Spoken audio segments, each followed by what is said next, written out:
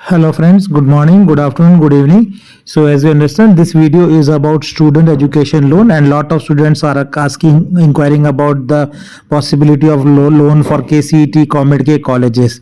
So this video is about that, and there is no promotion for any bank here. I am just talking about one of the example is SBI provides the scholar loans, right? Which is for admission to all IITs, IIMs, NITs, and even the state engineering colleges. So all top colleges in states also students can avail this loan, and this is also applicable to private university college also. They provide loan. So SBI, the scheme is called scholars loan, and the rate of interest is 8.15%, as you can see here.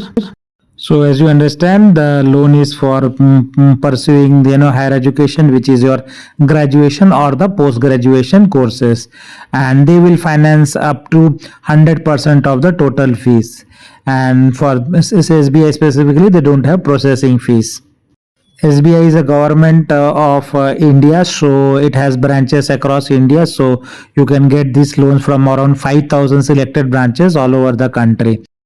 Even all other top banks like ICICI, HDFC Bank, etc. also have good number of branches, and you can also get student loan from them also across India. Repayment period is normally 15 years, so you have to pay the education loan after 15 years of your course completion. You can give up to that point of time, and this is applicable for full-time courses, and even diploma courses are also covered through entrance exams or any selection process. They also fund executive management programs like PGPX for MBA.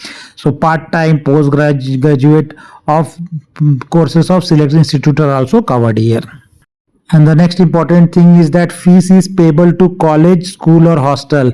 They will not give money in your hand.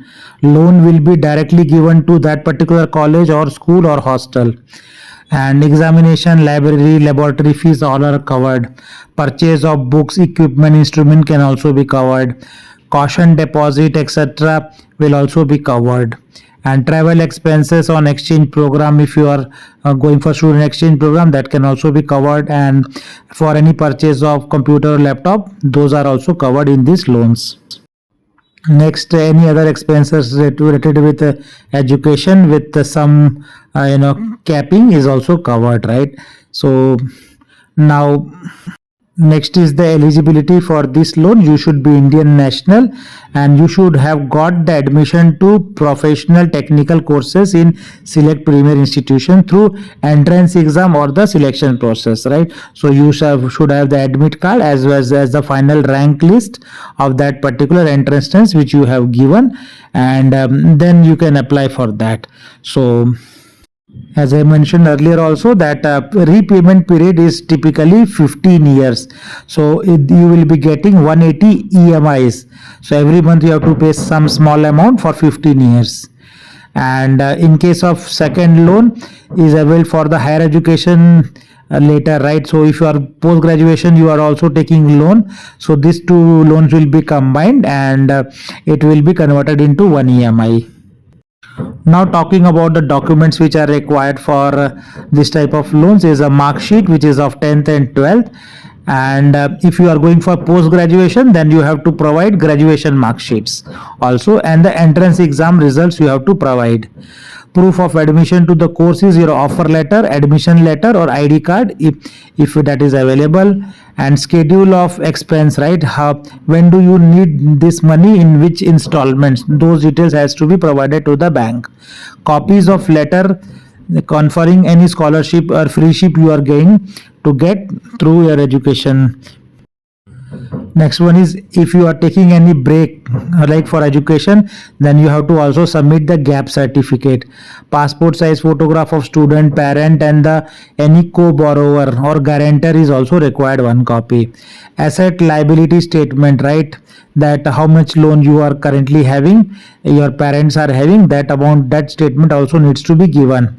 And applicable for on the loans above 7.5 lakhs. So if you are taking loans below 7.5 lakhs, it's okay.